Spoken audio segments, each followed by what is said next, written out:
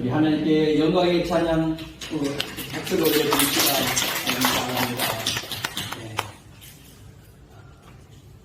한 주 동안도 여러분 평안하셨습니까? 날씨가 굉장히 비도 많이 왔었고 또 날씨가 굉장히 더웠었습니다. 여러분 늘 건강관리 잘 하시고요.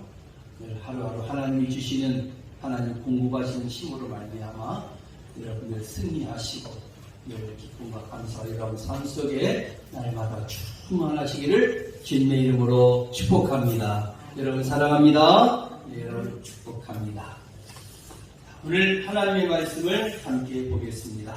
오늘 말씀의 제목을 크게 한번 읽어봅시다. 시작. 놀라운 변화의 역사. 놀라운 변화의 역사. 영국에 에드워드라는 무트라는 사람이 있었는데 이 무트는 37살 때까지 그 캐비닛 제조공으로 공장에서 늘 일을 했던 사람입니다. 근데 그는 일을 하면서 늘 열정의식이 있었어요. 그리고 이 모트에게는 불평과 원망이 늘 가득 차 있었어요. 그러니까 그는 일을 하면서도 시간이 흐르면 흐를수록 그의 삶에는 의미가 없었어요. 소망이 없었어요. 늘 불평, 원망, 열등의식 이것이 온통 모두를 사로잡고 있었기 때문에 삶을 살아가는 어떤 의미가 없었어요. 어느 날 추운 겨울날 모트가 런던 거리를 되하기 시작합니다. 그러다가 이 모트의 눈에 한 교회가 보였어요. 예배당이 보였어요. 그때 이 모트는 그 교회를 향하여 발걸음을 옮기기 시작합니다. 그리고 교회를 들어갔어요. 그때에 존 하야트 목사님께서 요한복음 3장을 말씀하고 있었는데 거듭나는 도리에 대해서 설교를 말씀을 하고 계셨어요. 근데 놀라운 것은 그 하나님의 말씀을 듣는 순간에 모트가 은혜를 받게 됩니다. 전에는 사랑하는 의미와 사랑하는 소망이 없었는데 하나님의 말씀을 듣는 그 순간에 마음에 감동이 오기 시작하는 거예요. 그리고 새로운 마음의 결심이 생기기 시작하는 거예요. 그래, 나도 거듭나야 되겠다. 나도 거듭나야겠다. 거듭나야 되겠다. 그 강렬한 소원을 가지게 됩니다. 그래서 그 말씀, 그 간절한 소원을 가지고 하나님의 말씀을 듣는 그 순간에 성령님께서 모트의 마음을 열어주셨어요. 그리고 그 순간에 모트는 예수님을 마음에 영접하게 됐습니다.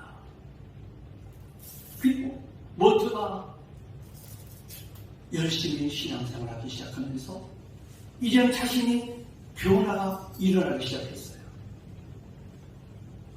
그리고 내가 이렇게 변화된 것은 예수님께서 내 마음에 오셨기 때문이라. 그렇게 고백하게 됩니다. 그러면서 이 찬양이 저는 생각이 났어요. 주 예수 내 마음에 들어와 계시니 변화여 새 사람 되고 아멘. 내가 늘 바라던 참빛을 차림도 주 예수 내 마음에 오신 아멘. 주 예수 내 마음에 오신 아멘. 주 예수 내 마음에 오신 물 믿던 내 마음에 기쁨이 넘치면 주 예수 내 마음에 오신 모두가 변화됐는데요. 이 변화된 것은 예수님께서 내 마음에 오셨기 때문이었어요. 아멘. 그리고 그는 거듭난 삶을 살게 되는데요. 모든 예수님을 만난 이후에 하나님 나라에 대한 소망으로 가득차게 됐어요. 전에는 의미가 없었고 소망도 없었고 살아가는 어떤 재미가 없었는데 이제 예수님을 만난 이후에는 소망이 생겼어요. 하늘나라의 그 기쁨으로 가득 차게 되었어요.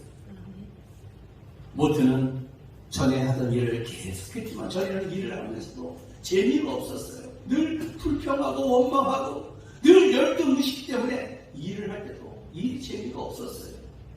근데요, 예수님을 만난 이후에 그는 행복한 목공으로 완전히 변화가 됐어요. 그리고 모트의 삶도 점점 풍요로워졌어요. 더 감사한 것은 하나님이 축복해 주시니까 자기가 일하던 목공소가 모트의 소유가 되게 만드셨어요, 하나님께서.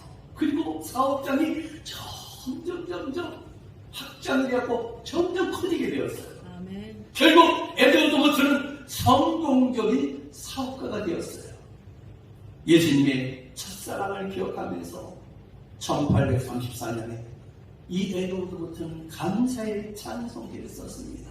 그것이 저와 여러분이 부르는 찬양입니다. 이 몸의 소망 무인가 488장.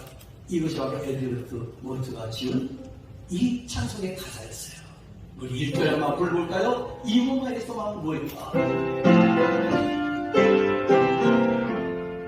이 몸의 소망 무언가 우리 주 예수 그리스도 우리 주 예수 밖에는 믿음이 아주 없도다. 그날의 반석 비승이 그 위에 내가 서리라 그 위에 내가 서리라. 아니, 이 아름다운 찬양의 가사가 바로 이 에드워드 모트라는 사람이 지은 찬양의 가사였습니다. 예수님을 만난 사람 하면 생각나는 단어가 있죠. 뭘까요? 바로 변화라는 단어입니다. 예수님을 만나면 변화가 일어난다는 거예요. 아멘. 여러분, 예수님을 믿고 난 이후에 어떤 변화가 있었습니까? 여러분이 교회에 나오고 난 이후에 무슨 변화가 생겼습니까? 자, 함께 봅시다. 시작. 예수님을 만나면 우리의 삶이 변하게 됩니다. 예수님을 만나면 나의 삶이 변화된다는 거예요. 아멘? 아멘. 그렇습니다. 예수님을 믿으면 옛사람이 새 사람으로 바뀌게 되는 줄로 믿습니다. 아멘. 예수님이 우리의 삶 가운데 함께 하실 때 사람도 변하고 환경도 바뀌고 슬픈 기색을 띤 인생이 기쁨을 머금은 인생으로 변하고 고통의 시련에 가라앉은 인생이 즐거움의 환호를 지르는 인생으로 변화될 줄로 믿습니다. 아멘. 자, 함께 봅시다. 예수님이 함께 하시면 시작. 예수님이 함께 하시면 부족한 환경이 풍성한 환경으로, 모자라는 환경이 넉넉한 환경으로, 궁핍한 환경이 풍족한 환경으로 변화됩니다. 이렇게 변화될 줄로 믿습니다. 아멘. 주님이 함께 하실 때 당연히 사람이 변하는 게 정상이고 환경이 바뀌는 게 당연한 것인 줄로 믿습니다. 이 정상적인 일들이 저와 여러분에게 있고 이 당연한 변화가 저와 여러분의 삶 속에 날마다 이어질 수 있기를 주님의 이름으로 축원합니다. 아멘. 그다음 이 놀라운 변화의 역사가 어떻게 일어날까요? 자, 첫 번째로 한번 띄워주시죠. 시작. 갈릴리 가나에서 중요한 마을 오늘 본문의 말씀을 읽다가 보면요, 갈릴리 가나의 작은 마을이었는데 이 마을이 보잘것없는 마을이었는데 아주 중요한 마을로 변화가 됩니다. 오늘 우리가 살펴볼 본문의 말씀은 예수님께서 행하신 첫 번째 기적의 표적이었거든요. 1절과 2절을 보세요. 자, 1절 띄워주시죠. 성경 말씀 시작. 사흘째 되던 날 갈릴리 가나에 회개가 있어 예수의 어머니 계시고 예수와 청함을 받았더니, 자, 사흘째 되던 날에 갈릴리 가나에 혼례가 있었어요. 근데 거기에 예수의 어머니도 계시고 예수와 그 제자들도 혼례의 청을 받았던 거예요.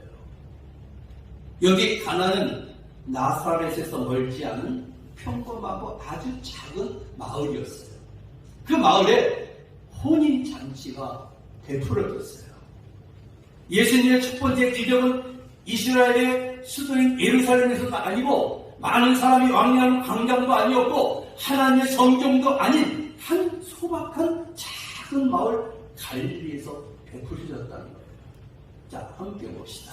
성경이 말하는 시작. 성경이 말하는 하나님의 나라는 기쁨으로 상징되는 것입니다. 성경이 말하는 하나님의 나라는요, 기쁨으로 상징되는 것입니다. 로마서 14장 17절의 말씀은 이렇게 기록됩니다. 시작. 하나님의 나라는 먹는 것과 마시는 것이 아니요 오직 성령 안에는 의와 평강과 희락이라. 하나님의 나라는 먹는 것, 마시는 것이 아니라 오직 성령 안에서 의와 평강과 희락이 있는 것이라고 말씀하십니다. 예수님은 몇 번이나 천국잔치를 비유하고 말씀하셨잖아요. 천국의 특징이 무엇입니까? 천국에서 빼놓을 수 없는 요소가 바로 기쁨이라는 거예요. 기쁨이 있는 것이에요. 그래서 교회는 천국의 모델 하우스라고 할 수가 있어요. 왜냐하면 좋으신 하나님을 만나는 예배이니 예배 때마다 기쁨으로 저와 여러분이 예배 드려야 될 줄 믿습니다. 자, 예배 드릴 때는 기쁨이 있어야 돼요. 예배 드리면서 인상을 찌푸리고 예배 드리면 안 되겠죠? 네. 참, 예배 드릴 때 하나님이 우리에게 복 주시는 시간이 있잖아요. 우리는 기쁨으로 예배할 수 있어요. 오늘 예배를 통하여 저와 여러분이 하나님을 만나는 기쁨이 있기를 축원합니다. 자, 그 기쁨이 우리 예배 가운데 항상 있기를 소원합니다. 그 기쁨이 여러분의 가정에도 항상 있기를 소망합니다. 그 기쁨이 여러분의 삶의 현장에도 항상 있기를 축원합니다. 오늘 말씀 보면 가나안에 예수님이 계심으로 작은 마을, 보잘것없는 작은 마을이 아주 중요한 마을로 바뀌게 됩니다. 갈릴리 가나에 혼례가 있어서 혼례잔치에 예수님이 초청됨으로 작은 잔치가 성경에 기록되는 아주 중요한 잔치가 되었다는 거예요. 그렇습니다. 개인이 예수님을 받아들일 때에 그 개인은 소중한 사람이 되는 거고요. 가정이 예수님을 모셔드릴 때에 그 가정이 소중한 가정이 되는 거고요. 직장에 예수님과 함께 할 때에 그 직장이 소중한 직장이 되는 줄로 믿습니다. 자, 둘째 잔치집에 문제가 생겼어요. 자, 두 번째는요, 가나 잔치 문제가 생겼어요. 3절을 보세요. 시작. 포도주가 예수의 어머니가 예수에게 이르되 저녁에 포도주가 없나니. 자, 잔치집에 문제가 생겼어요. 포도주가 떨어진 거예요. 잔치집에서 포도주는 굉장히 중요한 역할을 하는 거였는데 이게 떨어졌어요. 여기 포도주가 바닥났다는 것은 그만큼 하객들이 많이 왔다는 것이죠. 자, 잔치가 한참 흥이 나 있기 때문에 주인과 포도주를 담당하는 사람 외에는 그 누구도 포도주가 떨어진 사실을 모르고 있었어요. 그런데 해결할 방법도 없는 거예요. 어디 가서 포도주를 빌려올 수도 없는 거예요. 굉장히 난감한 상황이죠. 여차하면 행복한 혼인자리와 즐거운 잔치가 이 포도주 부족으로 인해서 잔치 분위기가 자칫 깨질 수 있는 상황이었단 말이에요. 이제 주인은 잔치집에 초대한 사람들에게 큰 망신을 당할 수밖에 없는 아주 난처한 상황이 지금 벌어지고 있는 것이죠. 자, 이러지도 저러지도 못하는 문제에 좀 부닥치는 거예요. 그럼 이 시간에 한번 적용해 봅시다. 여러분, 아무리 행복해 보이는 가정에도요, 문제 없는 가정이 없습니다. 아무리 잘 나가는 인생도 문제 없는 인생이 없다는 거예요. 다 문제가 있어요. 사실 이 어려운 문제를 피해 살 수가 없잖아요. 어떤 이 땅에서 어려움을 어려움이 없는 곳은 한 가지 딱 하나 있을 거예요. 공동묘지. 거기는 뭐 문제가 없잖아요. 죽은 사람이 무슨 문제가 있겠어요. 문제를 피해 사는 인생은 이 땅에 아무도 없어요.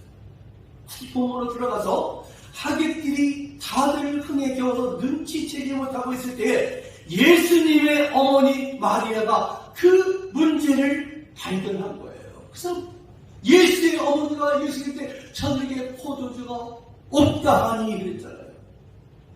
아무리 아무도 문제를 보지 못하는 상황에서 마리아는 깨어 있었다는 거예요. 영적으로 둔감한 사람은 문제가 상당 부분 진행되었어도 몰라요. 영적으로 찾는 사람은 문제가 막바지 이럴 때 그때서야 아는 거예요. 여러분들 신앙생활 어려운 일이 막 생겨요. 힘든 일이 막 생겨요. 그럼 처음에는 몰라. 그냥 나도 그냥 고난이겠지. 그냥 재수없게 그냥 지나가는 거예요. 근데 그 문제가 계속 이어지는 거예요. 점점 어려워지기 시작하는 거예요. 그러면 전 별로 어려웠지 않을 때는 그냥 본인이 참을만 하면은 뭐 기도도 안 해. 하나님 찾지도 않아. 근데 진짜 어려운 일이 코앞에 딱 닥칠 때 그때는 누가 생각나요? 그때 하나님이 생각나는 거야. 그때 예수님이 생각나는 거예요.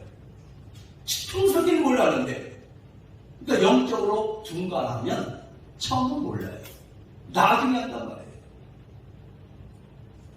본문 3절에서 봅시다. 다시 포도주가 떨어진지라 예수의 어머니가 예수께 대해 저에게 포도주가 없다 하니 자 마리아는 문제를 발견하자 곧바로 예수님께 나아갔습니다. 아멘. 자, 세 번째 내용 봅시다. 자, 시작. 마리아의 부탁이 나와요. 마리아의 그 부탁이 내용 기록되고 있죠. 3절에 보면 예수의 어머니가 예수께 이르되 저희에게 포도주가 없다고 얘기했어요. 자, 그 다음 띄워봅시다. 시작. 문제가 있느냐 없느냐가 중요한 것이 아니라 문제를 어떻게 대하느냐 이게 중요한 거예요. 여러분 우리가 신앙생활 하면서 어려움이 있느냐 어려움이 없느냐 이게 중요한 것이 아니라 그 어려움을 내가 어떻게 대하느냐 이게 중요하다는 거예요. 마리아처럼 문제를 갖고 예수님께 나아가는 것이 중요한 거예요. 아멘. 예수님이 문제에 해답이 되시기 때문이라 믿습니다. 아멘. 이 장면을 바라보면서 마리아는 기도의 본보기가 되고 있음을 보여주고 있잖아요. 마리아는 포도가 떨어진 것을 즉시 발견하고 제일 먼저 예수님께 달려갔어요. 아멘. 우리도 삶을 살다가 문제가 생기면 제일 먼저 예수님을 찾고 기도하시길 바라요. 아멘. 아멘. 사람 따라가서 사람 바라보지 마세요. 아멘.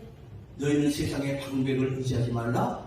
도림이 없는 인생도 의지하지 말라고 말씀하셨어요. 오직 우리에게 도와주실 분 예수님 한 분뿐인 줄 믿습니다. 아멘. 오늘 마리아가 포도주가 떨어진 것을 즉시 발견하고 제일 먼저 예수님께 달려갔잖아요. 이것저것 다 해보고 나서 안 되니까 기도가 아니라 제일 먼저 여러분 주님을 찾으시길 바랍니다. 아멘. 그래요. 한번 읽어봅시다. 마리아처럼 시작. 마리아처럼 문제를 갖고 예수님께 나아가는 것이 중요합니다. 왜냐하면 예수님이 문제에 대한 답이기 때문입니다. 그래요. 여러분 인생을 살면서 이 말씀을 기억하세요. 여러분 어려운 일이 생기걸랑 제일 먼저 그 어려움을 가지고 예수님께 먼저 달려보세요. 이게 제일 중요한 거예요. 이게 우리가 살 길이에요. 다른 방법이 없어요. 그 다음에 한번 띄웁시다. 찰스 슈네는 사람 이렇게 이런 말을 남겼어요. 시작. 우리를 세상에서 만나는 온갖 일의 말은 시간과 문제를 부족해 싸우는 것이 아니고 미래의 선택을 잘못 선택하거나 잘못 선택한 거예요. 우리 삶에서 만나는 온갖 많은 딜레마들이 있어요. 시간과 물질의 부족에서 오는 게 아니고 일의 우선순위를 잘못 선택하기 때문에 온다는 거예요. 그렇습니다. 당연히 영적인 것에도요 순서가 필요해요. 반드시 먼저 해야 할 것이 있다는 거예요. 절대로 우선해야 할 게 있다는 거예요. 그게 바로 뭐예요? 바로 기도예요. 그리스도인에게서 기도보다 앞세울 수 있는 것은 없어요. 아멘. 다시 본문을 보세요. 다른 사람 같았으면 그 상황에서 쩔쩔맸을 거예요. 발만 동동 두르고 말했을 거예요. 하지만 마리아는 예수님께 도움을 구했잖아요. 뭐라고? 저들에게 포도주가 없다고 예수님께 말씀을 드렸던 거예요. 아멘. 포도주가 떨어진 것에 대해 도움을 기대하는 말이었죠. 사랑하는 성도 여러분, 여러분 앞에 어떤 문제가 있습니까? 여러분의 삶을 짓누르는 어떤 어려운 문제가 있습니까? 여러분이 정말 감당할 수 없는 어떤 어려움의 문제가 있습니까? 여러분, 그 문제가 크든지 그 문제가 작든지 그 문제가 어렵든지 그 어려움이 크든지 그 어려움이 복잡하든지 여러분 주님께 먼저 알릴 수 있기 바라요. 아멘. 주님께 알릴 수 있어야 돼요. 문제를 가지고 어려움을 가지고 주님께 나가야 돼요. 이 어려움을 주님께 내려놔야 돼요. 아멘. 주님이 해라 그 자체이잖아요. 아멘. 하나님 시편기를 통해 이렇게 고백합니다. 17절 말씀 시작. 17절 다시 한번 시작. 여호와여 주님 건설자의 소원을 들으셨사오니 그들의 마음을 준비하시며 귀를 기울여 들으시고 아멘. 그렇습니다. 하나님은요 겸손한 자의 소원을 들으신단 말이에요.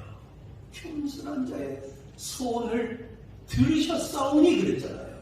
들으신다는 것이죠. 그들의 마음을 준비하시며 귀를 기울여 들으시고 그랬잖아요. 그렇습니다. 하나님 겸손한 자의 소원을 들으시는 하나님이신 줄로 믿습니다. 하나님 앞에서 나 자신의 무능을 고백하는 것이 바로 겸손이에요. 함께 봅시다. 겸손은 시작. 겸손은 하나님 앞에서 자신의 부족함을 인정하고 강하신 하나님을 붙드는 것입니다. 아멘. 여러분 하나님 앞에 자신의 부족함을 인정하세요. 아멘. 그리고 우리 하나님 강하신 하나님을 여러분 붙드셔요. 겸손한 자신의 모자람을 깨닫고 풍성한 하나님께 뭐예요? 하나님께 나아가는 거예요. 이와 같이 하나님 그런 겸손한 사람의 소원을 들으시는 하나님이신 줄 믿습니다. 아멘. 우리 모두 겸손한 심령으로 기도하여 응답 받으시기를 주님의 이름으로 축원합니다. 아멘. 자, 그 다음 네 번째를 볼까요? 자, 그 다음 넷째 시작. 예수님의 맹맹한 예수님의 맹맹한 반응이 또 기록되고 있어요. 마리아의 부탁을 받은 예수님 반응이 어땠습니까? 4절을 보세요. 예수님 어떻게 말씀하시는가? 시작. 예수께서 이르시되 여자여 나와 무슨 상관이 있나이까 내게가 이르지 아니하니. 아니하니까. 아멘. 보세요. 포도주가 싹 떨어졌다는 말을 듣고 예수님은 굉장히 냉정하게 반응하셨어요. 어쨌든 그 반응에 마리아는 섭섭한 마음이 들을 수 있는 상황이에요. 지금 여자여 나와 무슨 상관이 있나이까. 굉장히 진짜 불쾌한 말이잖아요. 그래서 내자가 아직 이르지 못하였나이까. 누가 봐도 거절하는 말로 들려지는 말이 아닙니까 이게. 만약 여러분이 예수님께 부탁을 했는데 예수님이 그런 식으로 대답하신다면 여러분 상처받지 않을 사람이 없을 거예요. 새벽마다 눈물로 기도하는데 야 너랑 이건 나랑 상관없어. 그런 음성이 들으면 여러분 얼마나 마음이 그러겠어요. 여자여 나와 무슨 상관이 있나이까. 내 때가 아직 이르지 못하였나이까. 여기서 겸손한 자의 기도의 여부가 지금 밝혀지는 거예요. 자 함께 봅시다. 겸손한 시작. 겸손한 기도는 하나님께 상처받지 않습니다. 하나님께 상처받는 것은 겸손이 아닙니다. 여러분 겸손한 기도는요 하나님께 상처받지 않아요. 하나님께 상처받는 것은 겸손이 아니에요. 설령 하나님 우리를 어렵게 상황을 어렵게 할지라도 겸손한 사람은요 상처받지 않습니다. 하나님이 어떤 뜻이 계시구나 이렇게 알고 겸손해지는 거죠. 왜 상처를 받습니까? 내 자신이 살아있어서 그래요. 내 자아가 아직도 죽지 않아서 그래요. 그래서 자꾸 내가 상처받는 거예요. 죽은 사람이 무슨 상처를 받거나 말거나 할 필요가 없잖아요. 죽은 사람은요, 나 죽었습니다. 하나님, 죽이든 살리든 하나님 알아서 해주세요. 그냥 맡겨버리는 거야. 그러면 상처 안 받아. 하나님 알아서 해주세요. 하나님께 맡기는 거죠, 그냥. 함께 봅시다. 마태복음 15장 27절. 시작.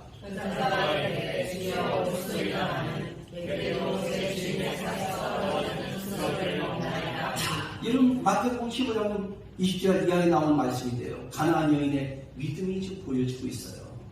주여 올소이다마는 개들도 제 주인의 상에서 떨어진 부스러기를 먹나이다. 가나안 여인은 자신이 개 취급을 당하면서도 부스러기 은혜를 간청했습니다.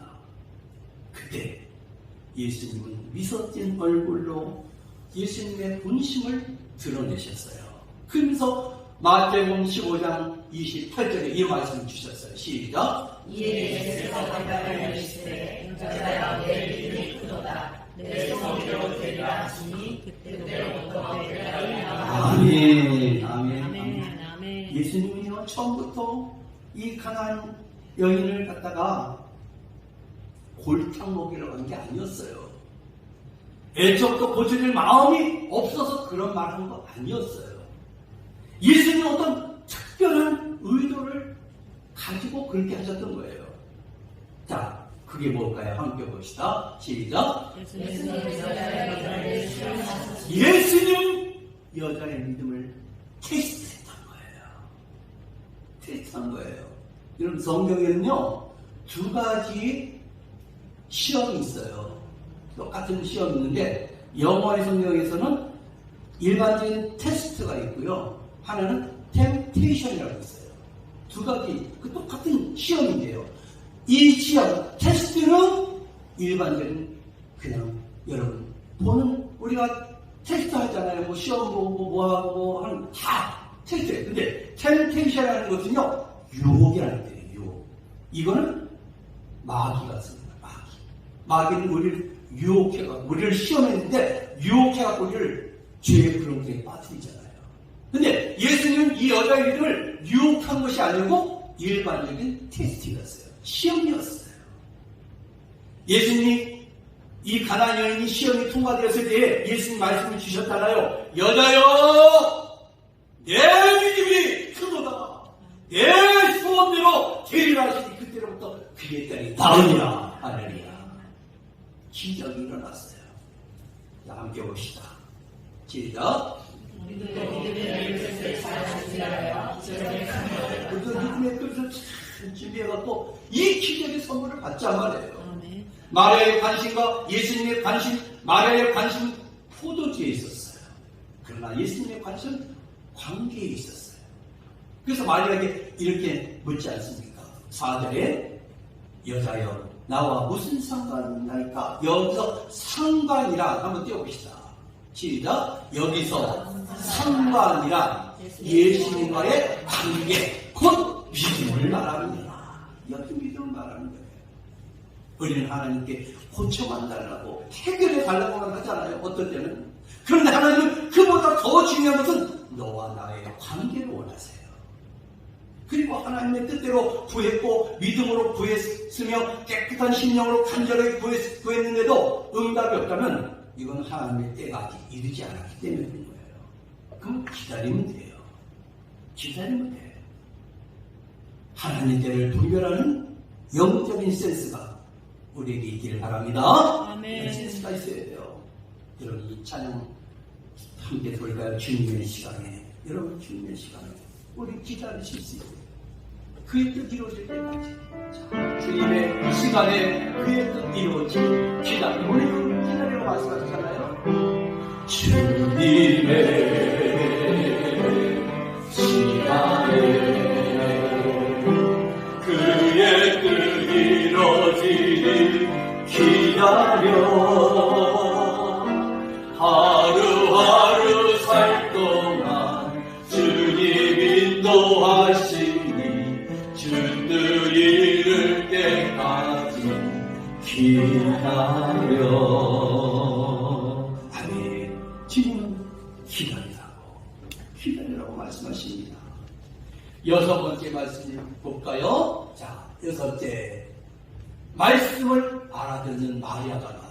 역시 영적 센스가 있었어요. 마리아는 예수님의 말씀을 알아차렸어요. 여자여, 무슨 상관이 있나이까? 그 말에 서운하지 않고요. 하나님 어떤 뜻이 있구나. 알았어요. 예수님 어떤 뜻이 있구나. 센스가 있었어요. 5절을 보세요. 5절. 그의 어머니가 하인에게 이르되 너에게 무슨 말씀을 하시는지 그대로 하라. 그대로 하라. 예수님이 그의 어머니가 하인에게 이르되 너에게 무슨 말씀을 하시는지 그대로 하라. 예수님이 거부하는 것이 아니라 때가 아직 이르지 않았기 때문에 마리아는 하인들에게 준비를 시켰어요.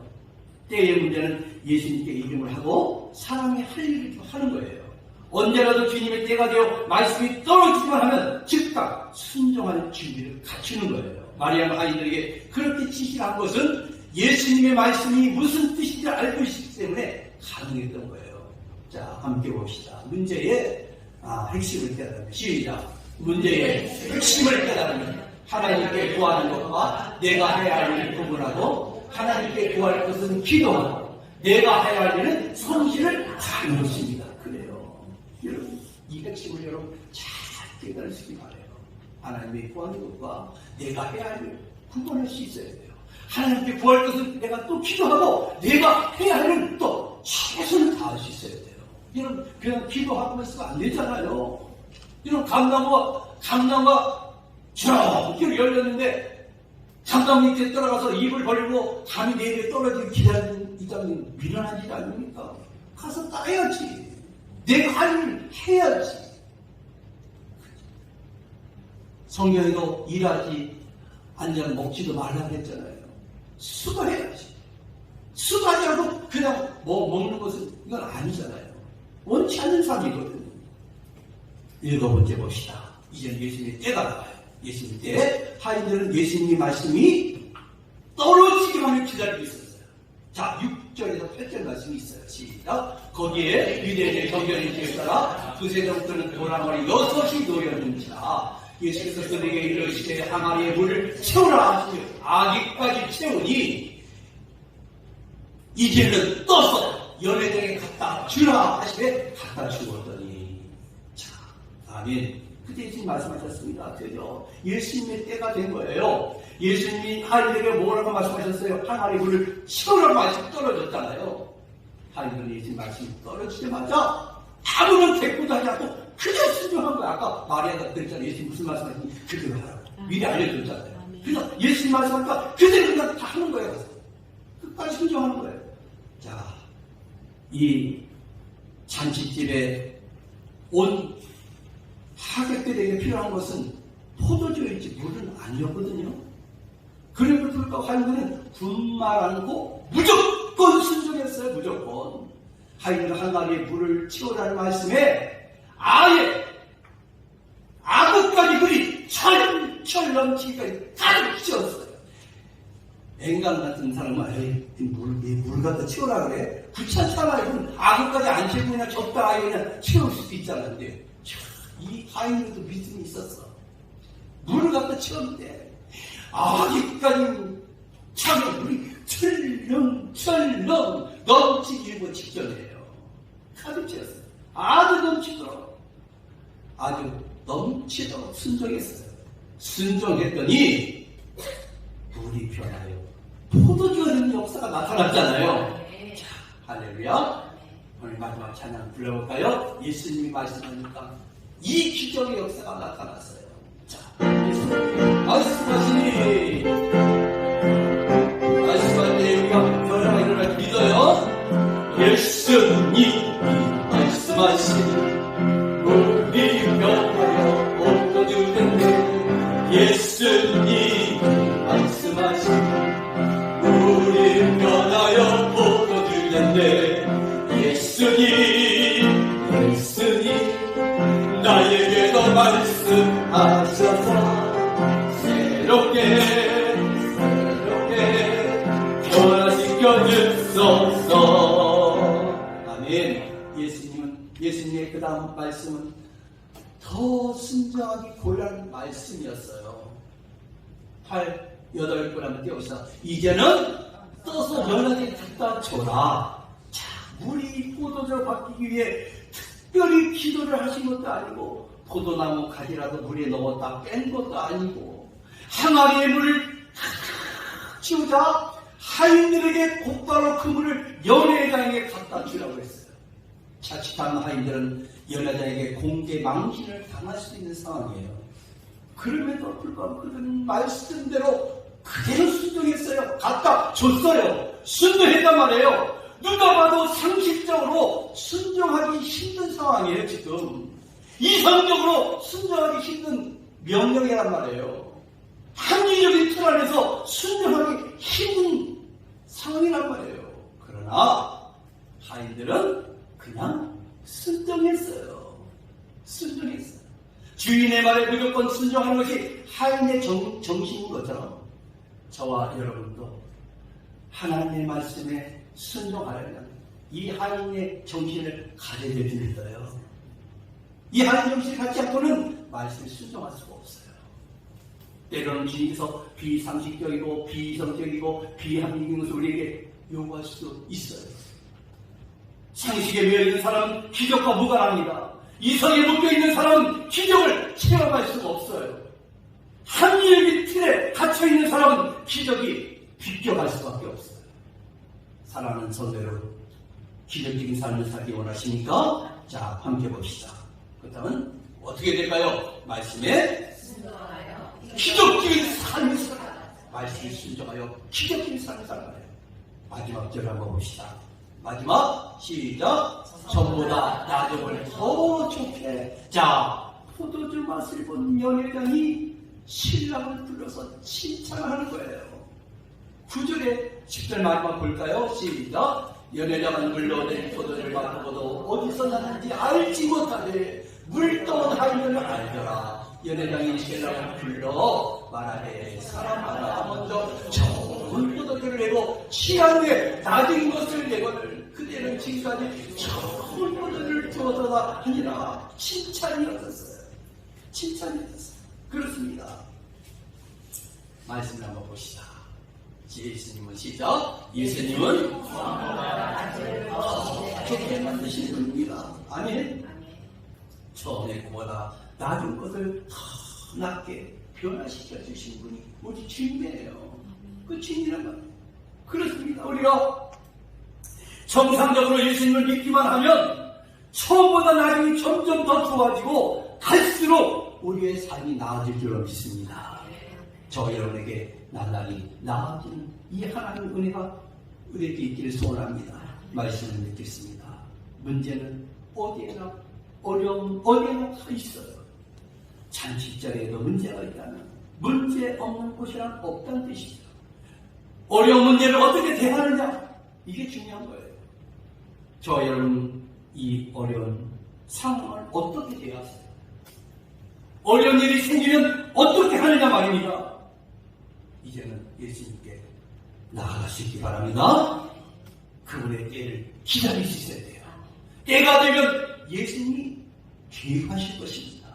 예수님이 개입하시면 역사가 일어나는 거예요. 기적이 일어나는 거예요. 그분은 변화의 능력의 주인이시잖아요. 예수님 만난 사람은 변화되었어요. 예수님 만난 환경에 변화가 찾아왔어요. 예수님의 변화는 처음보다 나중에 더 좋은 변화였어요. 간절히 바라옵니다. 저 여러분의 가정과 일터에 놀라운 하나님의 변화의 역사가 날마다 일어날 수 있기를 주님의 이름으로 축원합니다. 축원합니다.